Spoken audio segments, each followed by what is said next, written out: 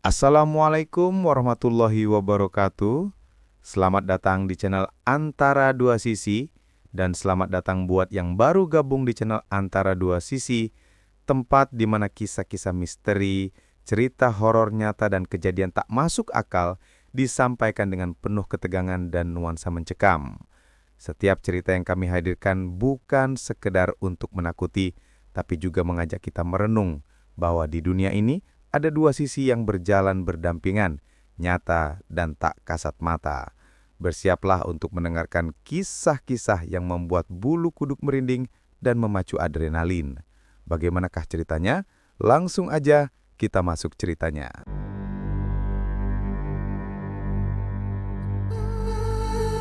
Di sebuah desa kecil yang tenang dan dikelilingi sawah hijau, hiduplah seorang gadis bernama Dewi. Usianya baru 22 tahun, namun kecantikannya sudah terkenal di seluruh penjuru desa. Dewi memiliki wajah lembut, kulitnya bersih, dan rambutnya panjang terurai. Sifatnya ramah, sopan, dan tidak pernah membeda-bedakan orang. Karena itulah banyak warga yang menyayanginya. Dewi tinggal bersama kedua orang tuanya di sebuah rumah sederhana. Ayahnya bekerja sebagai buruh tani, sedangkan ibunya membuat kue untuk dijual di warung. Kehidupan mereka tidak kaya, tetapi penuh kehangatan. Dewi selalu membantu orang tuanya sebelum berangkat bekerja atau ketika libur. Meskipun hidup serba pas-pasan, Dewi selalu bersyukur. Namun, dalam hati kecilnya, Dewi memiliki keinginan besar untuk mengubah nasib keluarganya.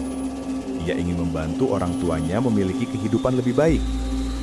Melihat banyak teman sebayanya merantau ke kota dan mendapat pekerjaan bagus, Dewi mulai berpikir untuk ikut mencoba peruntungan di kota besar. Pada suatu sore, ketika matahari mulai tenggelam, Dewi duduk di depan rumah sambil memandangi langit jingga.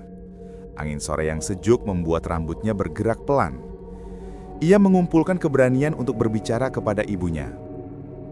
"Bu, Dewi kayaknya mau coba kerja di kota. Dewi ingin bantu ayah sama ibu," ujar Dewi pelan. Ibunya terkejut dan menatap wajah anaknya yang terlihat begitu serius. "Kamu yakin, Nak? Hidup di kota itu nggak gampang.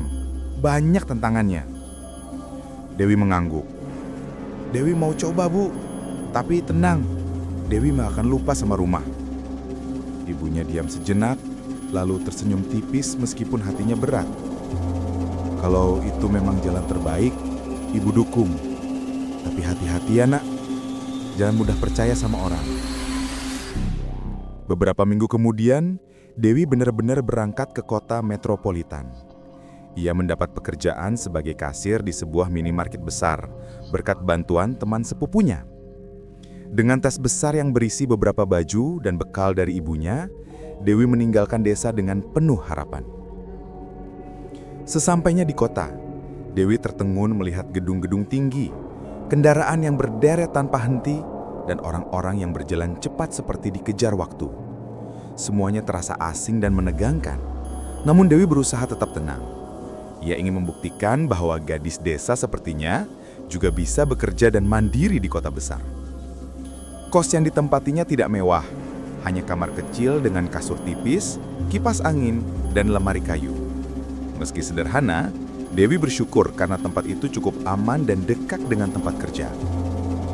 Hari pertama bekerja menjadi pengalaman yang tidak pernah ia lupakan. Dewi bertemu banyak orang baru, para pelanggan yang hilir mudik, teman-teman kasir lainnya, dan para pekerja gudang di minimarket itu. Meskipun gugup, Dewi tetap senyum dan menunjukkan keramahan khas orang desa. Para pelanggan langsung menyukai caranya berbicara yang sopan dan lembut. Rekan kerjanya pun cepat akrab dengan Dewi, karena Dewi tidak pernah mengeluh dan sangat rajin. Dalam waktu singkat, Dewi menjadi salah satu karyawan yang paling disukai. Namun, ada satu orang yang memperhatikannya lebih dari sekedar teman. Seorang pria bernama Riko, pegawai gudang yang sudah bekerja lama di sana. Riko sering muncul tiba-tiba di dekat Dewi, berpura-pura ingin membantu atau sekedar mengajak mengobrol. Dari caranya memandang Dewi, terlihat jelas bahwa ia menyukai gadis itu. Pada awalnya Dewi tidak memikirkan apa-apa. Ia menganggap Riko hanya teman kerja yang ramah. Namun sikap Riko makin lama makin berani. Ia sering memberi Dewi minuman, menawarkan untuk mengantar pulang, bahkan mencoba memegang tangannya. Dewi mulai merasa tidak nyaman, tetapi ia tetap menjaga sikap agar tidak menyinggung. Di balik kesibukannya bekerja, Dewi tidak tahu bahwa perjalanannya di kota akan membawa pada tragedi besar dalam hidupnya. Kisah pilu yang kelak akan membuat seluruh desa mengenangnya dengan rasa takut dan sedih. Beberapa minggu berlalu sejak Dewi bekerja di kota metropolitan. Kini ia mulai terbiasa dengan suara bising kendaraan, ramainya pelanggan, dan kesibukan minimarket tempat ia bekerja. Setiap pagi Dewi berangkat lebih awal agar tidak terlambat. Dan setiap malam, ia pulang dalam keadaan lelah tetapi tetap tersenyum karena bisa mengumpulkan uang sedikit demi sedikit untuk keluarganya di desa. Dewi memang gadis desa, namun cara kerjanya rapi dan cepat belajar membuat manajer minimarket sangat senang. Banyak pelanggan yang memuji kesopanan dan senyumnya yang hangat. Teman-teman sesama kasir juga merasa nyaman bekerja dengannya. Namun, dari semua orang yang mengenal Dewi, hanya satu yang memperhatikannya secara berlebihan. Riko. Riko adalah pria berusia sekitar 28 tahun yang bekerja di bagian gudang. Badannya kekar, wajahnya keras, dan pembawaannya sering membuat orang lain merasa sungkan. Hampir semua karyawan menjaga jarak darinya. Namun, Riko merasa Dewi berbeda. Ia seperti menganggap Dewi miliknya sendiri, meski Dewi sama sekali tidak memberi tanda ketertarikan. Awalnya, Riko terlihat hanya ingin membantu. Ia sering menawarkan mengangkat barang, mengambilkan air minum, atau membawakan makanan kecil untuk Dewi. "Dewi, kamu udah makan belum? Nih, aku bawain roti. Kamu kan suka yang manis-manis," ucap Riko sambil menyodorkan roti. Dewi tersenyum canggung. "Wah, makasih mas. Tapi nggak usah repot-repot. Dewi bisa beli sendiri." Respon Dewi seperti itu tidak membuat Riko mundur. Setiap hari, ia selalu punya alasan untuk mendekati Dewi. Bahkan ketika Dewi sedang melayani pelanggan, Riko kadang berdiri di dekatnya dan memperhatikan tanpa bicara. Sikap itu membuat Dewi tidak nyaman. Teman-teman kasir lain mulai memperhatikan hal itu. Siska, rekan sesama kasir yang cukup dekat dengan Dewi, menepuk pundaknya suatu sore. "Dewi, kamu hati-hati sama Riko," bisiknya pelan. "Kenapa, Sis?" "Orangnya itu temperamen. Beberapa karyawan pernah berantem sama dia, tapi semuanya kalah. Dia tuh keras orangnya. Aku takut dia salah paham kalau kamu terlalu baik." Dewi terdiam. Ia memang tidak pernah memperhatikan Riko sejauh itu. Ia hanya mencoba bersikap ramah seperti biasa. Suatu malam setelah Dewi selesai shift sore, Riko tiba-tiba sudah menunggu Dewi di depan minimarket. Dewi kaget karena ia tidak memberitahu siapapun tentang jam pulangnya.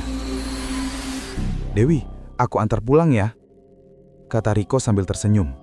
Tapi senyum itu terlihat berbeda. Ada tekanan di dalamnya. Nggak usah mas, kos Dewi dekat kok, tinggal jalan kaki," jawab Dewi mencoba halus. Namun Riko tetap memaksa. "Aku cuma mau jagain kamu, kota ini bahaya tahu." Dewi ingin menolak lagi, tapi Riko berjalan lebih dulu dan menunggu seolah memaksa Dewi ikut. Terpaksa Dewi melangkah meski hatinya gelisah. Di perjalanan, Riko tiba-tiba berhenti dan berdiri menghadap Dewi. "Dewi, aku suka sama kamu. Aku serius. Aku mau kamu jadi pacarku." Dewi tersentak. Ia tidak pernah membayangkan hal ini. "Mas Riko, maaf, Dewi belum mau pacaran. Dewi masih ingin fokus kerja dan bantu orang tua," jawabnya dengan suara hati-hati. Riko terdiam beberapa detik. Tatapannya berubah menjadi tajam. "Jadi, kamu nolak aku?" "Maaf mas, Dewi nggak punya perasaan apa-apa." Riko mengepalkan tangan, wajahnya memerah menahan marah. "Kamu pikir aku nggak cukup baik buat kamu? Kamu cuma gadis desa, Del. Jangan sok." Ucapan itu seperti cambuk di hati Dewi.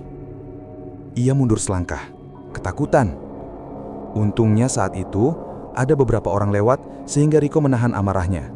Ia mengembuskan nafas kasar, lalu pergi tanpa pamit. Dewi hanya berdiri kaku.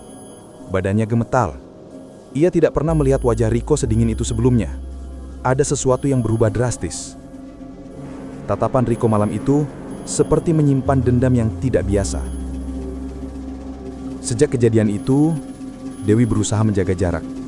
Ia selalu bekerja bersama teman, menghindari tempat-tempat sepi, dan pulang lebih cepat. Namun justru sikap Riko menjadi semakin menakutkan.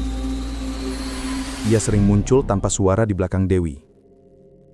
Ia memandangi Dewi dari ujung ruangan tanpa kedip. Ia sengaja menjatuhkan barang agar Dewi menoleh kepadanya. Dewi mencoba tetap bekerja seperti biasa, tapi rasa takut itu makin lama makin menggerogoti pikirannya. Bahkan beberapa karyawan lain juga mulai memperhatikan perubahan perilaku Riko. "Riko makin aneh ya," kata Siska pada Dewi. Dewi hanya tersenyum hambar. Iya, Dewi juga bingung.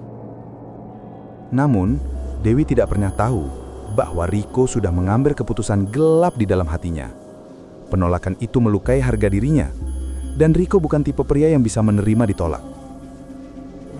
Disinilah awal dari segalanya. Awal dari dendam. Awal dari gelapnya takdir yang akan menyeret Dewi pada sesuatu yang tidak pernah ia bayangkan. Di kejauhan, Riko terlihat sedang menelpon seseorang. Suaranya pelan, namun nada bicaranya dingin. "Mbah, saya mau pakai jasa itu, yang kerap putih itu." Dewi yang sedang menutup kasir tidak menyadari bahwa hidupnya baru saja memasuki masa paling kelam. Penolakan Dewi malam itu ternyata menyisakan luka mendalam di hati Riko. Sejak saat itu, tatapan Riko tidak lagi seperti sebelumnya. Bukan lagi tatapan seorang pria yang jatuh cinta, melainkan tatapan seseorang yang terluka, tersinggung, dan merasa harga dirinya diinjak-injak. Riko adalah orang yang terbiasa mendapatkan apa yang ia mau. Di antara karyawan gudang, ia dikenal keras kepala, cepat marah, dan tidak suka ditentang. Maka ketika Dewi, seorang gadis desa yang menurutnya mudah ditaklukkan, berani menolak cintanya, egonya hancur. Dalam pikirannya, Dewi sudah mempermalukannya. Hari-hari berikutnya menjadi masa yang sangat menegangkan bagi Dewi. Riko tidak lagi bersikap seorama seperti dulu. Sebaliknya, ia sering membuang wajah atau menatap Dewi dengan mata gelap penuh amarah. Bahkan teman-teman kasir pun merasakan perubahan tersebut. Suatu hari, saat Dewi sedang mengatur barang di rak, Riko lewat sambil sengaja menabrak bahunya dengan keras. "Maaf," kata Dewi refleks. Riko tidak menjawab apa-apa. Ia hanya berjalan pergi sambil mendengus. Siska yang melihat kejadian itu langsung menghampiri Dewi. "Kamu nggak apa-apa, Dew?" tanya Siska cemas. Dewi menggeleng.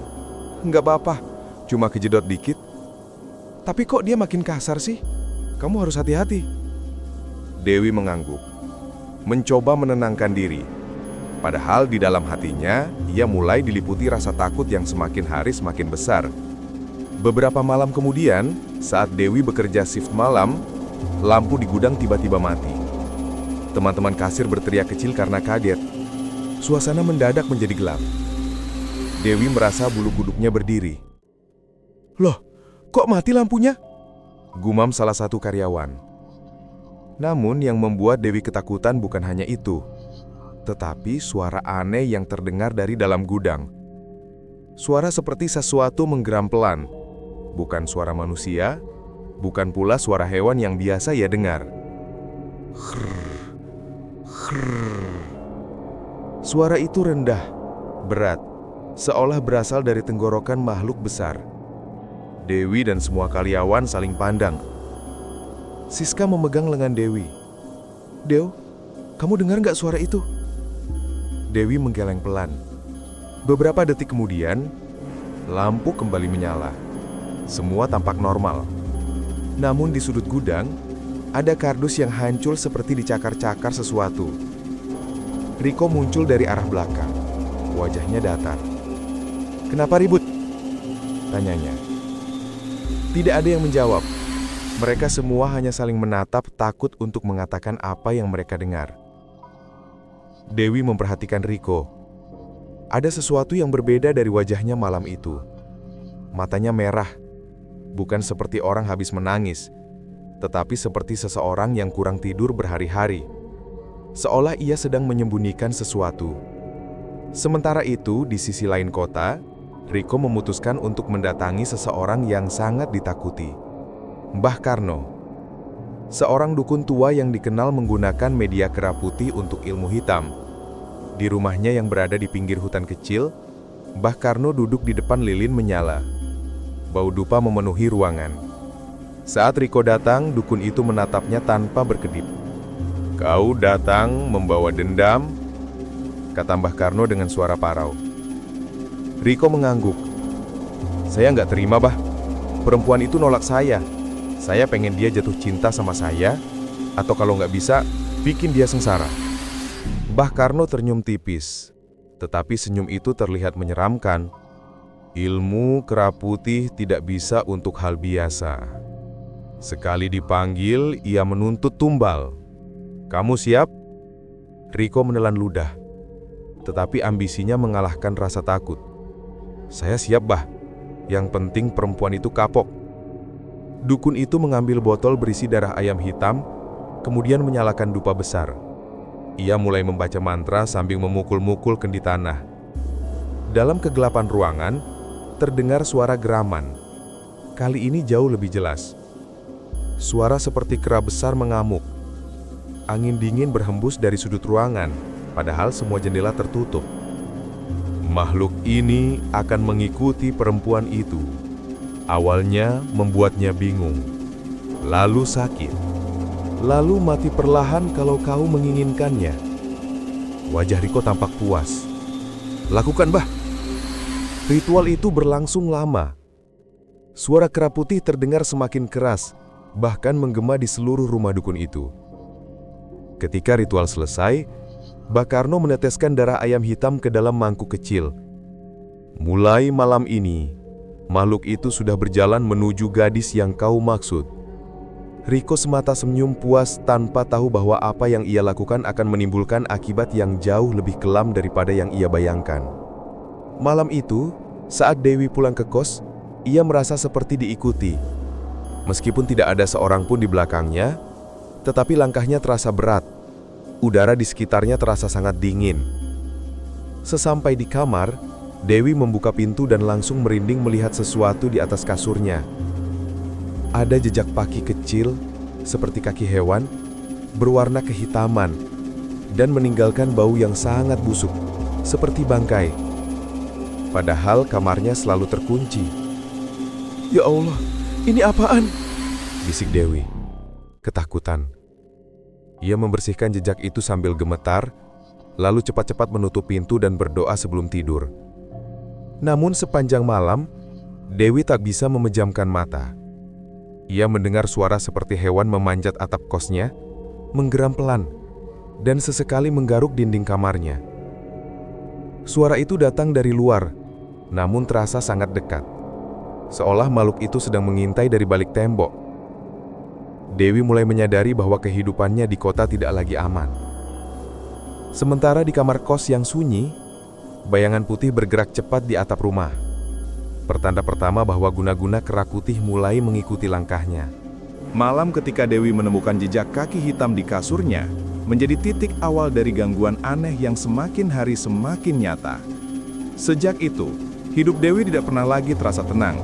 Ia selalu merasa diawasi, baik ketika ia di kos, di jalan, maupun saat bekerja di minimarket. Malam berikutnya, Dewi mencoba tidur lebih awal karena tubuhnya lelah. Namun baru beberapa menit memejamkan mata, ia dikejutkan oleh suara cakar-cakaran di jendela. Krek, krik, kreak. Suara itu seperti kuku hewan menggores kaca dari luar. Dewi terbangun dan langsung duduk. Napasnya berat. Ia mencoba meyakinkan dirinya bahwa itu hanya suara kucing. Namun hatinya tahu, suara itu bukan suara kucing. Cakarannya terlalu panjang, terlalu berat, terlalu kasar. "Siapa? Siapa di luar?" bisik Dewi dengan suara yang hampir tidak terdengar. Tiba-tiba, suara itu berhenti. Hening. Tidak ada angin. Tidak ada suara motor lewat. Tidak ada apa-apa. Namun dari arah pintu kamar, Dewi mendengar suara napas berat, seperti hewan yang sedang mengendus-endus sesuatu.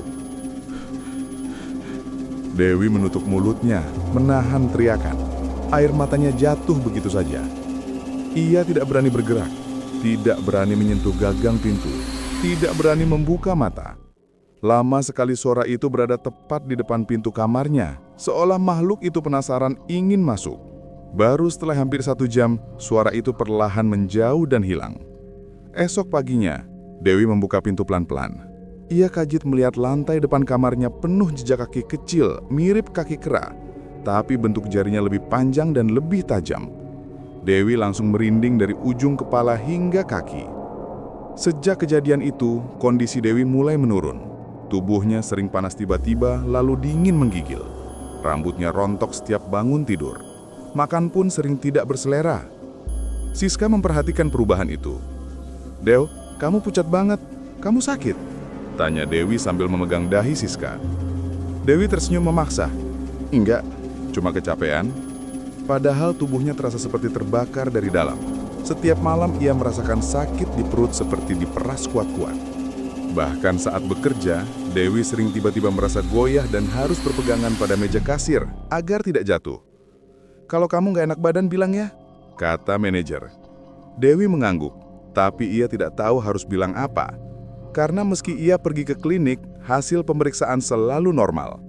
Dokter hanya berkata Dewi kekurangan istirahat. Tapi Dewi tahu, ini bukan sekedar kelelahan.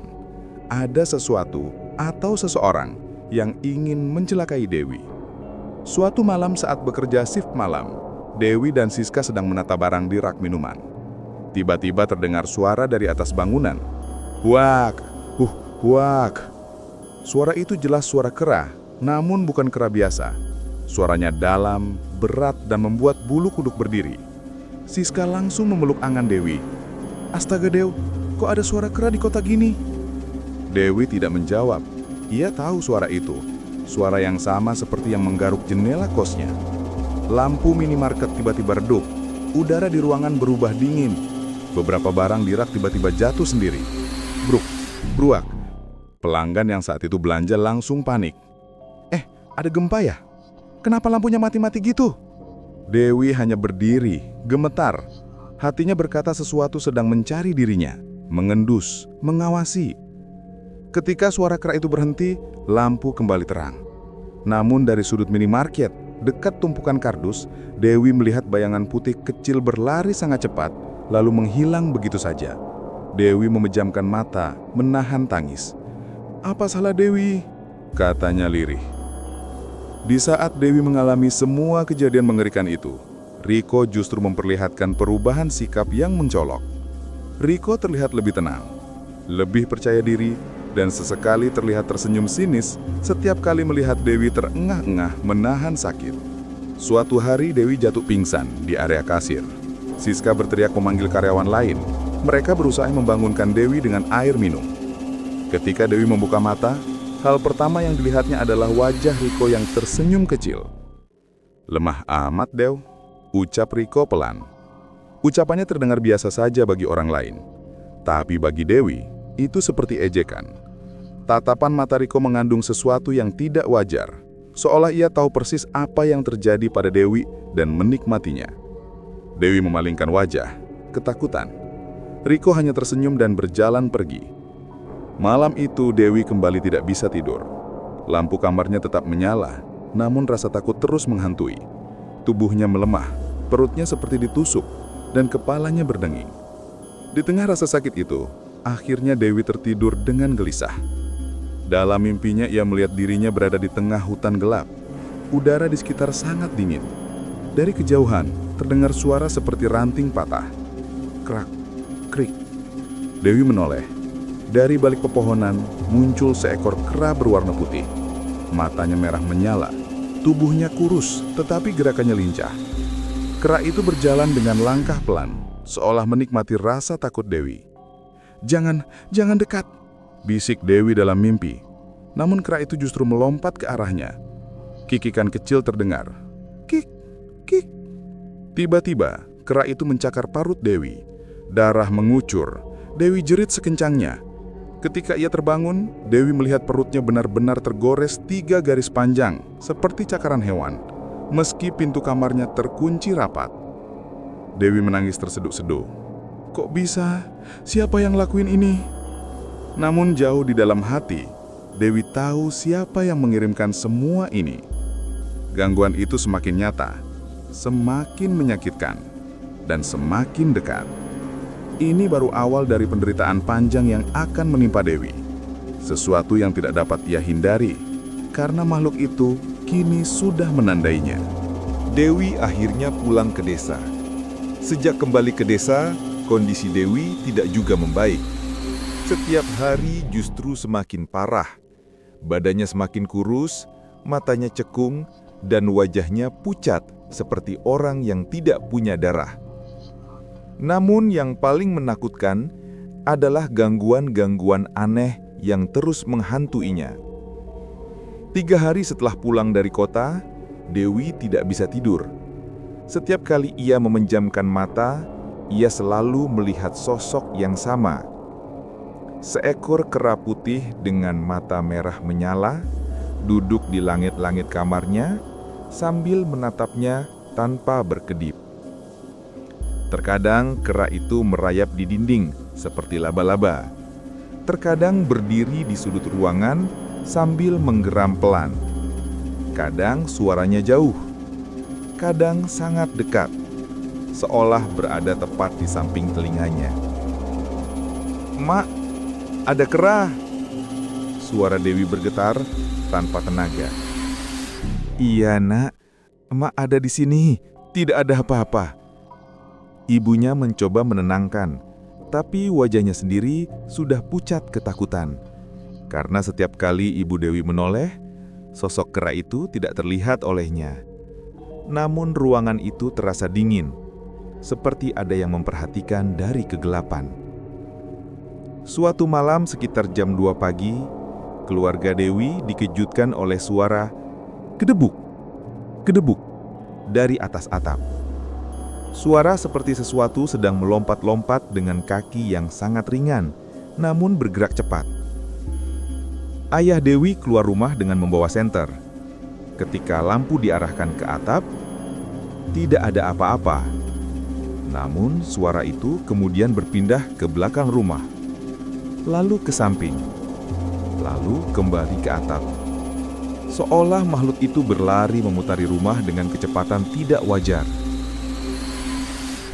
Ayah Dewi menelan ludah. Ini bukan binatang biasa. Tiba-tiba terdengar suara tawa kecil. Cekikikan seperti suara kera, namun suaranya panjang, nyaring, dan sangat tidak wajar. Dewi di dalam kamar menjerit histeris. "Mak, dia datang lagi. Jangan biarkan dia masuk." Ibunya memeluk Dewi erat-erat sambil menangis. Keesokan harinya, kondisi Dewi semakin memburuk. Ketika ia menangis karena kesakitan, ibunya terkejut. Air mata Dewi berubah warna menjadi merah muda, lalu semakin lama berubah merah pekat seperti darah. "Astagfirullah!" Ibu Dewi gemetar, memanggil ayahnya. Ayah Dewi mendekat, wajahnya langsung pucat. "Kita harus panggil tetua desa. Ini bukan sakit biasa." Dewi mengerang sambil memegangi kepalanya. Dia ada di sini. Dia bilang aku tidak bisa kabur." Suara Dewi lemah seperti orang sekarat. Tetua desa datang sore itu juga. Ia membawa air doa, kemenyan, dan beberapa daun yang digunakan untuk menguji gangguan gaib. Saat ia berdiri di depan Dewi, wajahnya langsung berubah serius. "Ada makhluk yang menempel padanya. Makhluk kiriman." "Apa bisa disembuhkan, Pak?" tanya Ibu Dewi menangis. Tetua desa menggeleng pelan. "Aku akan coba, tapi ini santet berat. Santet kera putih. Makhluk itu terkenal rakus dan tidak mau melepaskan mangsanya." Ia menyalakan dupa dan membaca doa. Ruangan perlahan dipenuhi asap. Namun, Baru beberapa menit, dupa tiba-tiba padam sendiri. Angin dingin berhembus dari arah pintu, padahal pintu tertutup rapat. Tetua desa menatap Ibu Dewi dengan mata penuh kekhawatiran. Seseorang menginginkan kematian anakmu. Saat doa sedang dilakukan, Dewi tiba-tiba menunjuk ke arah pojok ruangan. "Mak, dia di sana!" Tatapannya ketakutan, tubuhnya bergemetar. Ibunya menoleh. Ruangan itu kosong. Namun tetua desa menatap serius ke pojok yang sama.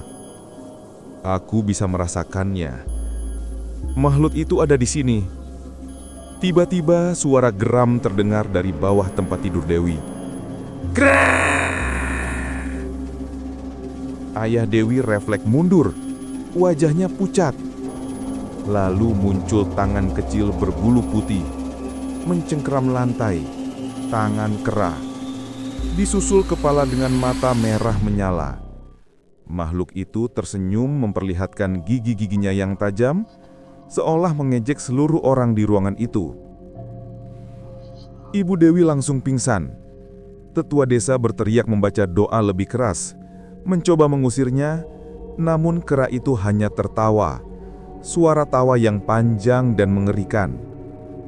Setelah itu, kera putih itu menghilang begitu saja, seakan melebur menjadi bayangan. Dewi menangis sambil memeluk ibunya yang tak sadarkan diri. "Aku tidak kuat lagi, Mak. Tolong aku." Sejak kejadian itu, Dewi tidak bisa bergerak. Kakinya seperti tidak punya tenaga. Tubuhnya panas dan dingin bergantian. Ia seperti lumpuh, hanya bisa terbaring di kasur. Tetua desa berkata, "Ini sudah masuk tahap akhir." Santet itu menggerogoti hati dan tubuhnya. Ayah Dewi hanya bisa duduk memegang kepala, tidak tahu harus berbuat apa. Malam berikutnya, kera putih kembali menampakkan diri. Kali ini di luar jendela, berdiri di atas pagar bambu, sambil menatap ke arah kamar Dewi. Matanya merah, mulutnya menyeringis. Jarinya yang panjang mengetuk gaca jendela perlahan. Tok, tok, tok. Dewi menjerit, "Ayah, Mak, tolong!" Ayah dan ibunya berlari masuk ke kamar. Namun ketika mereka datang, kera itu sudah menghilang. Yang tersisa hanya jejak tangan kecil berbulu putih menempel jelas di kaca. Ayah Dewi sudah tak bisa menahan air mata. "Ya Allah, tolong anak kami." Tetua desa hanya bisa menggeleng. "Makhluk itu tidak akan mundur. Kita harus mempersiapkan diri untuk yang terburuk." Setelah kejadian demi kejadian menyeramkan yang menimpa Dewi, seluruh keluarga mulai sadar bahwa santet kera putih itu bukan sesuatu yang bisa ditangani dengan cara biasa. Semakin hari, kondisi Dewi semakin mengkhawatirkan. Tubuhnya seperti kehilangan energi, dan kulitnya semakin pucat seperti tidak ada aliran darah. Tetua desa mengingatkan bahwa malam ini adalah malam yang sangat berbahaya. "Jika kita tidak melakukan apa-apa hari ini," katanya dengan wajah serius, "makhluk itu akan mengambil nyawa Dewi sepenuhnya." Ibu Dewi menangis mendengar itu, sementara ayahnya menggenggam tangan Dewi erat-erat. Menjelang malam, tetua desa menyiapkan ritual pembersihan. Di ruang tengah, ia menata beberapa benda. Mangkuk berisi air doa, garam dan bunga 7 rupa, benang merah, daun pandan dan sirih, dan sebuah tempurung kelapa. Ia menjelaskan, ini bukan untuk mengusir sepenuhnya, tapi untuk memutus ikatan santet agar Dewi punya kesempatan hidup.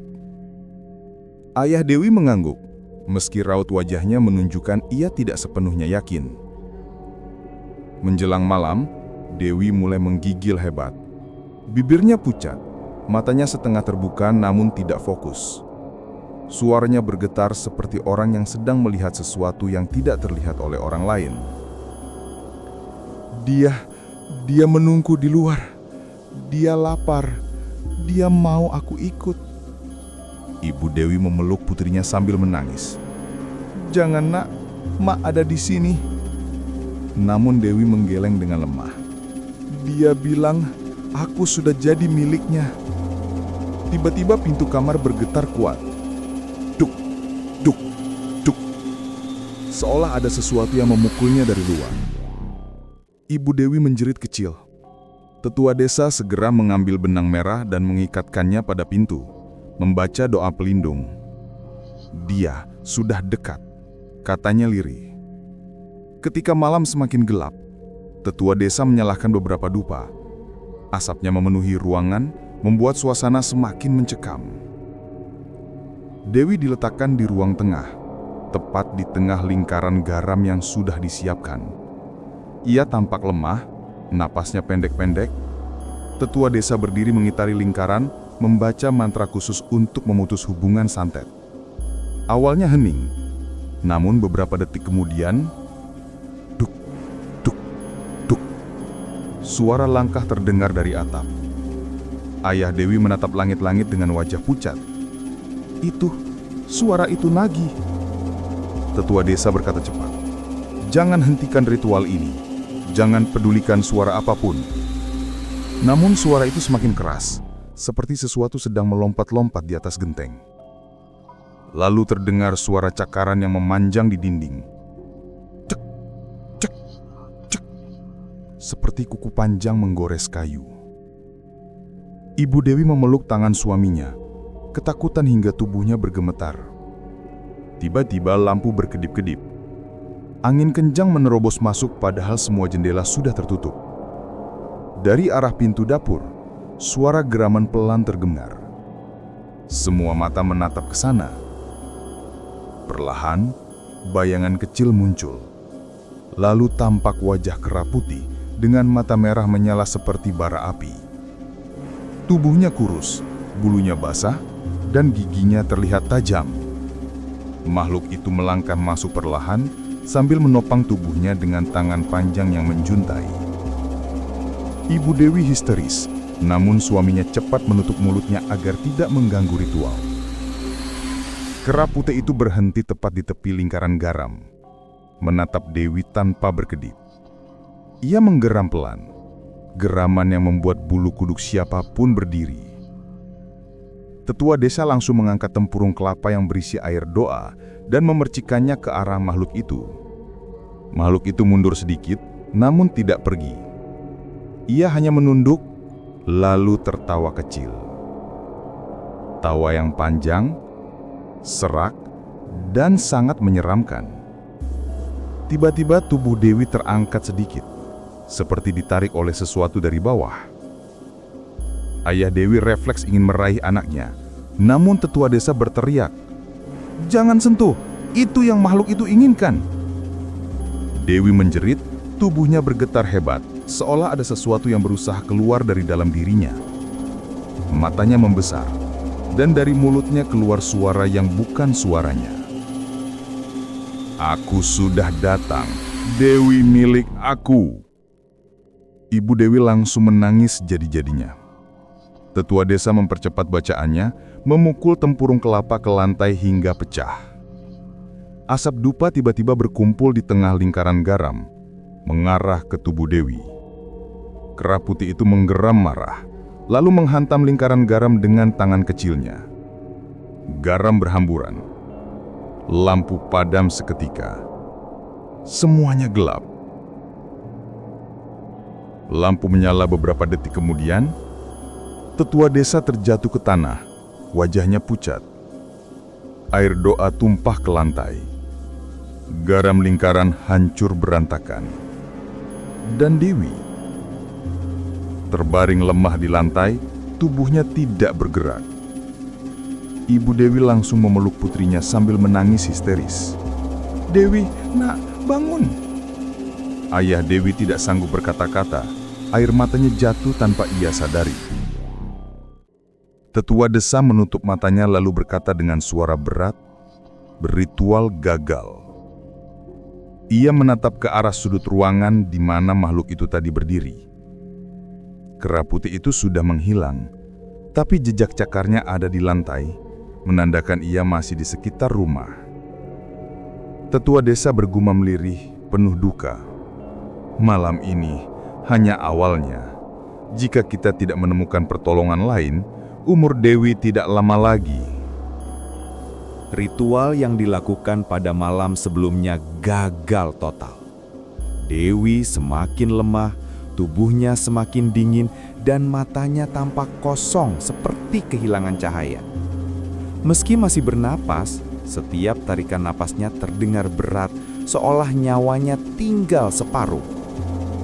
Ibu Dewi tidak henti-hentinya menangis.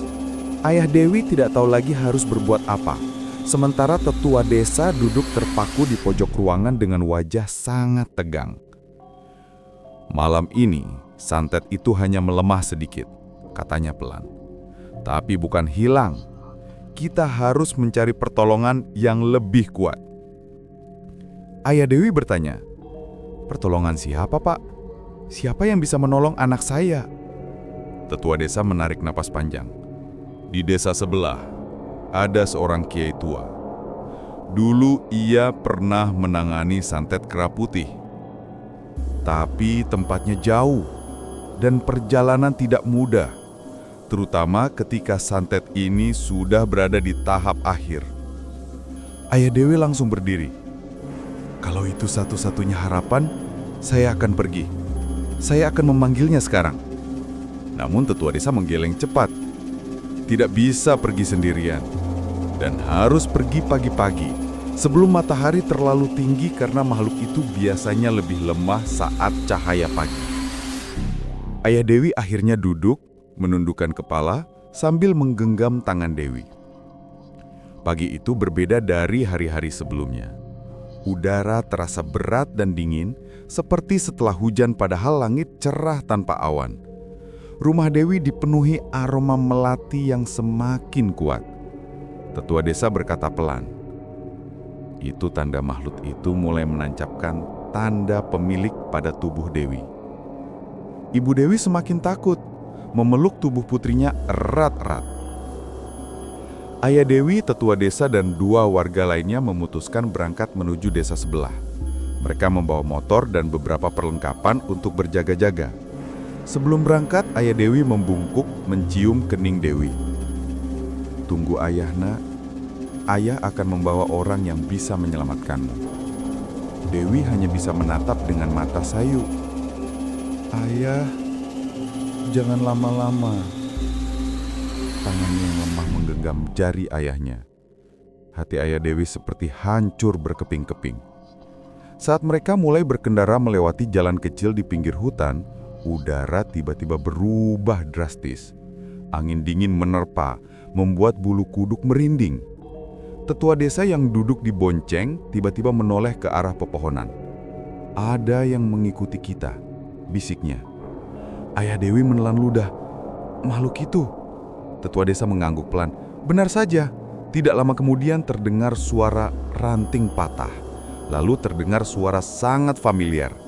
"Kik, kik, kik, kik, kik, kik, kik, kik, kik."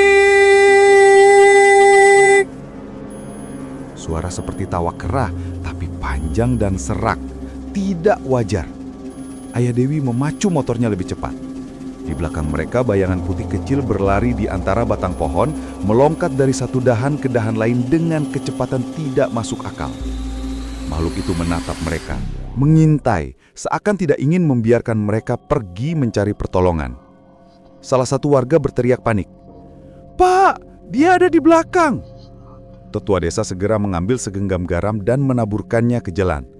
Bayangan putih itu menjerit marah, suara yang membuat semua orang gemetar. Namun setelah garam ditaburkan, makhluk itu tidak lagi terlihat. "Untuk sementara, dia mundur," kata tetua desa. "Tapi kita harus cepat." Setelah perjalanan panjang yang tegang, mereka akhirnya tiba di rumah kiai tua.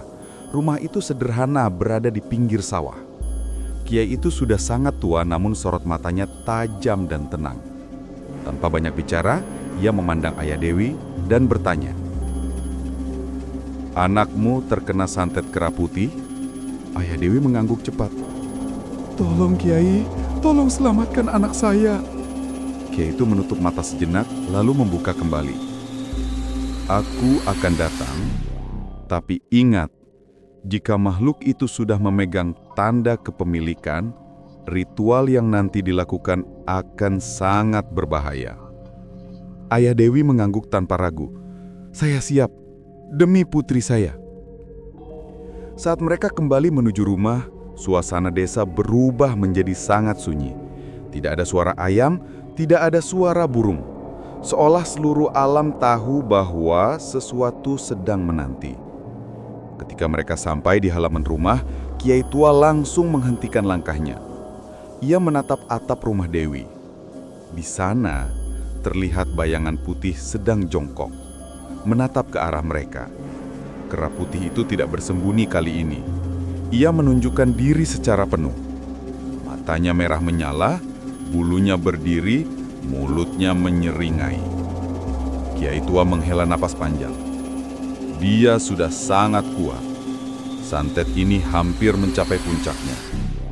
Ayah Dewi memohon, Kiai, apa masih bisa diselamatkan? Kiai itu menatap dalam ke mata Ayah Dewi. Bisa, tapi waktunya sangat sempit. Malam ini adalah batasnya. Mereka berlari masuk ke dalam rumah. Dewi terbaring dengan tubuh semakin pucat. Bibirnya membiru, napasnya tersenggal-senggal. Ibu Dewi menangis sambil memegang tangan putrinya. Kiai, tolong anak saya. Kiai mendekat, memegang nadi Dewi. Ia menutup mata. Setelah beberapa detik, ia berkata pelan. Nyawanya hanya tinggal seutas benang. Ibu Dewi langsung roboh memeluk putrinya sambil menangis keras. Tetua desa memandang Kiai itu dengan penuh harapan. Apakah ritualnya bisa dimulai? Kiai mengangguk. Iya, kita harus mulai sekarang. Jika terlambat sedikit saja, dia tidak akan kembali. Malam itu, langit benar-benar gelap. Tidak ada bintang, tidak ada cahaya bulan. Seolah seluruh alam sedang menahan napas, menunggu apa yang akan terjadi pada Dewi. Di dalam rumah, Kiai tua bersiap memulai ritual. Lilin-lilin menyala di 4 sudut ruangan. Asap kemenyan perlahan memenuhi udara, membuat suasana semakin tegang. Dewi terbaring lemah di tengah ruangan dengan tikar pandan sebagai alasnya. Matanya terpejam, tapi tubuhnya terus bergetar seperti sedang menahan rasa sakit yang luar biasa.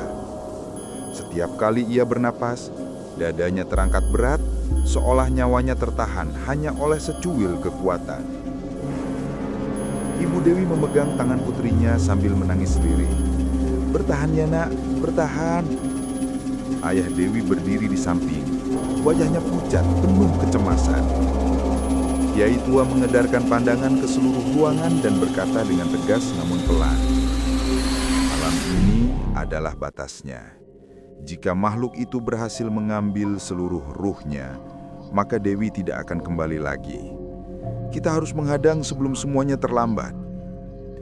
Tetua desa dan beberapa warga duduk melingkar, siap membantu. Kiai tua mengangkat botol kecil berisi air doa, lalu meneteskan beberapa tetes ke kening Dewi. Begitu tetesan pertama menyentuh kulitnya, tubuh Dewi tiba-tiba menegang kuat.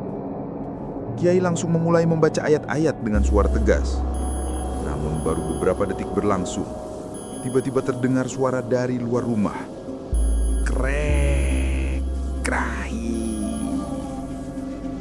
Seperti ada sesuatu yang melompat di atap. Ayah Dewi langsung menoleh. "Pak Kiai, apa itu?" Tanpa menghentikan bacaannya, Kiai menjawab, "Itu tandanya. Kera putih sudah datang." Suara itu semakin keras, seperti hewan besar sedang merayap di genteng. Duk, duk, duk. Atap rumah bergetar kuat. Ibu Dewi berteriak kecil, memeluk tubuh putrinya erat-erat. Tiba-tiba, lampu di rumah mati. Hanya cahaya lilin yang tersisa. Angin dingin masuk dari celah jendela. asap kemenyan berputar membentuk pusaran. Dan dari arah pintu, muncul bayangan putih bergerak cepat seperti kilatan cahaya. Tetua desa berteriak, "Dia masuk! Tutup lingkarannya!" 4 warga menaburkan garam di sekeliling Dewi, membentuk lingkaran pelindung. Kiai memperkuat bacaan, suaranya semakin keras. Bayangan putih itu akhirnya tampak jelas. Kera putih dengan mata merah menyala, bulunya berdiri, taringnya panjang, dan tubuhnya mengeluarkan asap hitam tipis. Makhluk itu melompat ke dinding, memanjat langit-langit seperti laba-laba. Lalu ia tertawa. Kik, kik, kik, kik, kik, kik. Suara tawanya membuat seluruh ruangan bergetar. Ibu Dewi menutup telinganya sambil menangis lirih. Ayah Dewi mengepalkan tangan, namun tidak bisa berbuat apa-apa. Tiba-tiba, tubuh Dewi terangkat sedikit dari tikar, seperti ditarik oleh sesuatu yang tidak terlihat. "Pak Kiai, Dewi!" teriak ibunya panik. Kiai tua langsung melemparkan segenggam garam ke arah bayangan kera putih. Makhluk itu menjerit marah. "Arah!" Namun serangan itu membuat santet dalam tubuh Dewi semakin aktif. Tubuh Dewi kembali merontak keras. Kedua matanya terbuka lebar, namun yang terlihat hanyalah warna putih tanpa bola mata. Ibu Dewi langsung teriak, "Ya Allah, anakku!" Dewi mengeluarkan suara yang bukan suaranya sendiri. Biarkan aku membawanya." Suaranya berat, seperti suara 2 orang berbicara dalam satu mulut. Kiai tua memperkuat bacaannya. "Tidak, kau tidak berhak mengambil gadis ini." Kera putih turun dengan cepat dan menghantam lingkaran garam, berusaha memecahnya. Tetapi asap putih keluar dari garis itu menahannya. Tetua desa menyiapkan tali ijuk untuk menghadang jika makhluk itu menerobos. Kera putih menjerit keras dan melompat ke langit-langit lalu melemparkan sesuatu tak terlihat ke arah Dewi. Tubuh Dewi menggeliat kuat, tangannya mencakar udara, seolah-olah bertarung melawan sesuatu dalam dunia lain. Napasnya tersengal-sengal, air mata keluar tanpa ia sadar. Di dalam batinnya, Dewi melihat dirinya berada di tempat gelap, dengan kera putih berdiri di depan, mencoba menarik ruhnya keluar dari tubuh. "Ayo, ikut aku." Suaranya terdengar menggema di dalam kepalanya. Dewi geleng-geleng sambil menangis. "Tidak, aku ingin kembali." Kera putih mengulurkan tangannya, cakarnya panjang dan tajam. Sudah terlambat. Namun dari jauh, Dewi melihat cahaya kecil. Cahaya itu membesar dan suara kiai tua terdengar samar. "Kuatkan hatimu, Dewi. Lawan dia." Cahaya itu masuk ke dalam tubuh Dewi. Kera putih menjerit marah. Di dunia nyata, tubuh Dewi bergetar keras dan tangan kiai memanas seperti terbakar. "Dia mulai melawan," teriak tetua desa. Kiai tua mengambil kendi terakhir, kendi yang berisi air penutup ritual. Jika ini berhasil, kera putih akan hilang. Tapi jika gagal, nyawa Dewi tidak bisa diselamatkan. Ayah Dewi menahan napas. Kiai mengangkat kendi hingga tinggi. Kera putih menyadarinya dan melompat ke arah Kiai. Brar! Segenggam garam yang dilempar tetua desa meledak seperti percikan api putih, menghalangi makhluk itu. Kiai menuangkan air kendi ke kepala Dewi sambil membaca doa paling berat. Begitu tetesan pertama menyentuh tubuh Dewi, seluruh ruangan bergetar. Kera putih menjerit kesakitan. Tubuhnya mulai mengeluarkan asap tebal. Ia meronta, melompat ke dinding, merobek kayu dengan cakarnya, dan menghantam pintu keras-keras. Tubuh Dewi perlahan berhenti bergetar. Kiai terus membaca, tidak berhenti sedikit pun. Makhluk itu mulai retak, kulitnya pecah, matanya padam. Tubuhnya perlahan memudar seperti debu tertiup angin. Tetua desa menutup wajahnya karena cahaya putih memenuhi ruangan. Dalam satu dentuman keras, dum! Kera putih menghilang sepenuhnya. Tidak ada lagi bayangan, tidak ada lagi suara, hanya keheningan. Tubuh Dewi jatuh lemas, napasnya kembali teratur, meski sangat lemah. Ibu Dewi berjerit sambil memeluk putrinya. Dewi, Dewi nak, bangun nak. Dewi membuka mata perlahan. Untuk pertama kalinya setelah sekian lama, matanya terlihat normal. Aku, ibu. Suara Dewi lirih, hampir tidak terdengar. Ibu Dewi menangis sambil memeluknya erat-erat. Ayah Dewi terjatuh berlutut, meneteskan air mata lega. Kiai tua Sadu mengalah napas panjang. Sudah selesai. Santet kera putihnya patah. Tetua desa menunduk hormat pada Kiai. Alhamdulillah. Malam itu menjadi malam yang tidak akan pernah dilupakan oleh keluarga Dewi. Santet paling kuat yang sempat merenggut nyawa Dewi akhirnya berhasil dipatahkan. Namun, perjalanan belum selesai.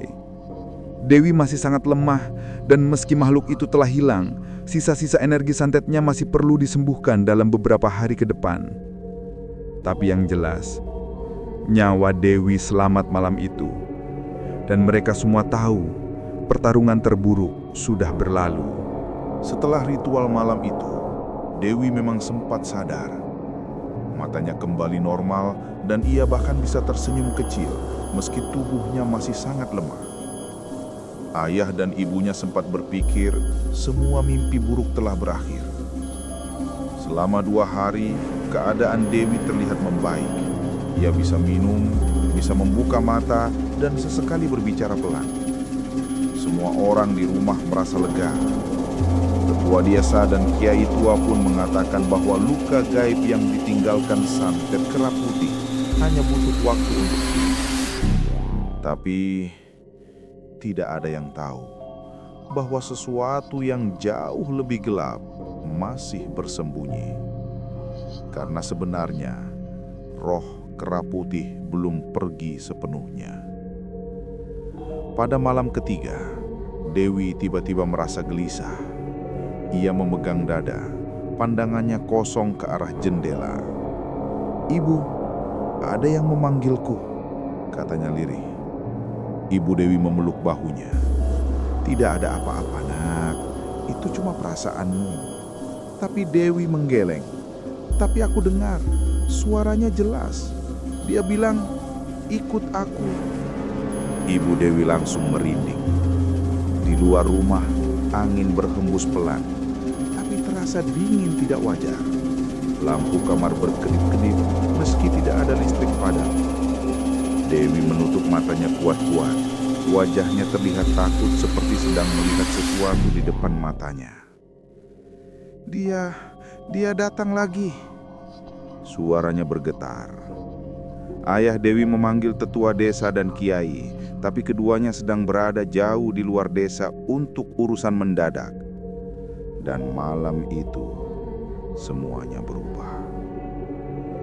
Menjelang tengah malam, Dewi tiba-tiba menarik nafas sangat keras, seperti seseorang yang sedang tenggelam lalu berusaha muncul ke permukaan. Ibu Dewi panik. "Ayahnya Dewi, cepat panggil bantuan." Ayah Dewi langsung berlari keluar rumah, mengetuk rumah tetangga. Warga berdatangan, semua panik melihat Dewi yang mulai menggigil hebat. Tangan Dewi mencengkram spray, tubuhnya kaku, matanya terbuka lebar. "Bu, tolong, tolong." Nafasnya pendek, terbata-bata. Ibu Dewi menangis sambil memeluk kepalanya.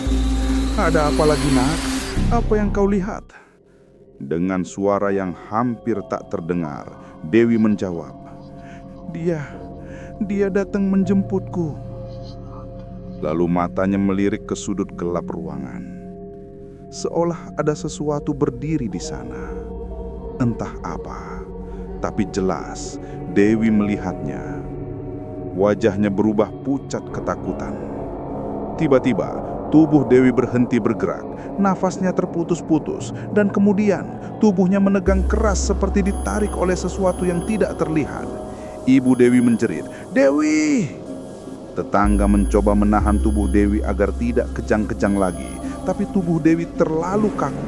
Giginya bergetar, bibirnya membiru. Kemudian perlahan-lahan, kepalanya menoleh sendiri menghadap sudut gelap ruangan, padahal tidak ada siapa-siapa di sana. Wajah Dewi seketika berubah seperti orang ketakutan melihat sesuatu yang sangat mengerikan. Matanya membesar, mulutnya terbuka sedikit dan kaku. Tangannya terangkat lemah, seolah mencoba menolak sesuatu. Jangan bawa aku." Suara Dewi semakin melemah. Dan dalam hitungan detik, nafas Dewi berhenti. Tubuhnya langsung jatuh lemas. Rumah itu menjadi sangat hening. Ibu Dewi berteriak histeris, memeluk tubuh putrinya yang sudah tidak bergerak sama sekali. Ayah Dewi jatuh berlutut sambil menangis keras. Tetua desa datang terlambat beberapa menit kemudian. Ia memeriksa nadi Dewi dan menggeleng pelan. Dia sudah pergi. Suaranya serak menahan sedih. Ketika semua orang melihat wajah Dewi, mereka langsung merinding. Wajah itu membeku dalam ekspresi ketakutan yang sangat dalam. Mata Dewi masih terbuka, membesar seperti melihat sosok gelap tepat di depan wajahnya. Mulutnya sedikit terbuka, seolah ingin berteriak namun tidak berhasil. Orang-orang desa hanya bisa menunduk. Mereka tahu Dewi tidak meninggal karena sakit biasa. Ada sesuatu atau seseorang yang menjemput rohnya pada detik terakhir. Hujan turun deras malam itu, seolah langit menangisi nasib Dewi. Di rumah duka, aroma bunga melati bercampur bau tanah basah memenuhi udara. Orang-orang desa datang silih berganti. Beberapa bahkan masih tidak percaya bahwa Dewi, gadis cantik yang baik hati, kini hanya tinggal nama. Ibu Dewi duduk di samping jenazah putrinya, memeluk bingkai foto Dewi sambil menangis tak bersuara. Ayah Dewi hanya terdiam, wajahnya kosong seperti kehilangan separuh jiwanya. Tidak ada lagi tawa Dewi, tidak ada lagi suara ceria anak gadis mereka yang dulu menjadi kebanggaan desa. Namun, suasana duka itu berubah mencekam tiba-tiba, karena sejak pagi ada sesuatu yang aneh terjadi. Beberapa warga desa mengaku melihat seekor kera putih mondar-mandir di pinggir pemakaman. Matanya merah menyala, tubuhnya kurus, namun gerakannya sangat cepat. Setiap kali seseorang melihatnya, kera itu menghilang begitu saja, seakan hanya bayangan. Tetua desa langsung membaca tanda itu. "Ini bukan kera biasa," gumamnya dengan wajah serius. Makhluk itu masih mengikuti Dewi. Menjelang pemakaman, tubuh Dewi yang sebelumnya pucat tiba-tiba mengeluarkan aroma melati yang sangat kuat. Lebih kuat daripada bunga-bunga yang ditaburkan di sekelilingnya. Beberapa orang yang dekat peti melihat kelopak bunga melati seperti jatuh dari rambut Dewi, padahal rambutnya tidak diberi bunga sama sekali. Ibu Dewi tersentak ketika melihat jari-jari tangan Dewi bergerak sedikit, seperti kejang kecil. "Pak, Dewi bergerak," suaranya bergetar. Ayah Dewi menatap lebih dekat. Namun saat itu, gerakan kecil itu berhenti. Tubuh Dewi kembali diam seperti sebelumnya. Tetua desa langsung membaca doa-doa dan memercikan air yang sudah dirapal. Ini pertanda santet itu masih belum sepenuhnya lepas. Kera putih itu masih menuntut sesuatu. Suasana menjadi sunyi. Orang-orang mulai ketakutan, sebagian mundur dari peti jenazah. Ketika jenazah Dewi dibawa ke liang lahat, angin tiba-tiba berhembus sangat kencang. Pohon bambu di sekitar kuburan berderak keras, seperti ingin patah. Langit yang semula cerah mendadak menghitam dalam hitungan detik. Beberapa warga bersumpah mendengar suara tawa kecil berasal dari balik pepohonan. Tawa yang sangat mirip suara kera. Ketika tali penurun jenazah ditarik, seekor kera putih melompat ke salah satu dahan pohon, menatap langsung ke arah liang kubur. Mata merahnya bersinar seperti bara. Bulunya basah diterpa hujan, namun makhluk itu tidak terlihat ketakutan atau kedinginan, justru seperti sedang menikmati pemandangan itu. Seorang warga sampai jatuh terduduk saking terkejutnya. Tetua desa segera berdiri di depan kuburan sambil mengangkat tangan, membaca doa untuk memutus ikatan santet itu. Kera itu tidak punya hak lagi atas ruh Dewi. "Pergi!" teriaknya lantang. Kera putih itu menatap tajam, kemudian mengeluarkan suara geraman rendah. Namun anehnya dia tidak mendekat. Setelah beberapa detik, makhluk itu menghilang di balik kabut. Dan untuk pertama kalinya sejak malam Dewi sakit, suasana terasa lebih ringan.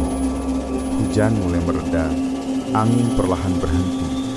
Seolah-olah makhluk itu akhirnya melepaskan cengkramannya. Seminggu setelah pemakaman, kabar mengejutkan datang dari kota. Pria yang dulu menyukai Dewi, yang sudah memanggil dukun untuk mengguna-guna Dewi, ditemukan meninggal mendadak di kamarnya. Tubuhnya penuh cakaran dan bulu putih halus berserakan di lantai kamar. Orang-orang berkata dia seperti dimangsa hewan, tapi tidak ada hewan liar di gedung apartemen itu. Salah satu saksi mengaku sebelum pria itu ditemukan tewas, ia mendengar suara seperti kera tertawa dari arah koridor. Seakan santet yang ia kirim kembali memakan dirinya sendiri. Setelah pria itu meninggal, warga desa merasa hawa gelap itu perlahan hilang. Tidak ada lagi penampakan kera putih. Tidak ada lagi angin aneh, suara-suara misterius, atau bunga melati jatuh tanpa sebab. Kuburan Dewi kini sering dipenuhi bunga dari orang-orang desa yang sayang padanya. Banyak yang berkata, setiap sore menjelang maghrib, mereka mencium bau melati lembut di sekitar makam. Tapi bukan bau melati yang menyeramkan seperti sebelumnya. Baunya justru menenangkan, seakan Dewi datang untuk berterima kasih. Namun, satu hal tetap menjadi misteri. Beberapa malam setelah pria itu meninggal, tetua desa mendengar sesuatu dari kejauhan saat ia lewat dekat hutan bambu. Suara yang sangat mirip kera putih itu. Namun kali ini suaranya terdengar marah. Seolah makhluk itu kehilangan tuannya, kehilangan tujuannya, dan kini mengembara mencari mangsa baru. Tetua desa menutup matanya, menarik napas panjang. Selama masih ada manusia yang memelihara dendam, makhluk seperti itu akan selalu punya tempat untuk kembali. Terima kasih buat kalian yang masih setia di channel ini. Jangan lupa untuk like, subscribe, dan nyalakan lonceng notifikasi, agar kamu tidak ketinggalan setiap kisah horor terbaru dari kami. Semoga kalian semua selalu diberikan kesehatan, keberkahan, dan dijauhkan dari segala mara bahaya. Terima kasih telah menonton, dan sampai jumpa di cerita berikutnya. Wassalamualaikum warahmatullahi wabarakatuh.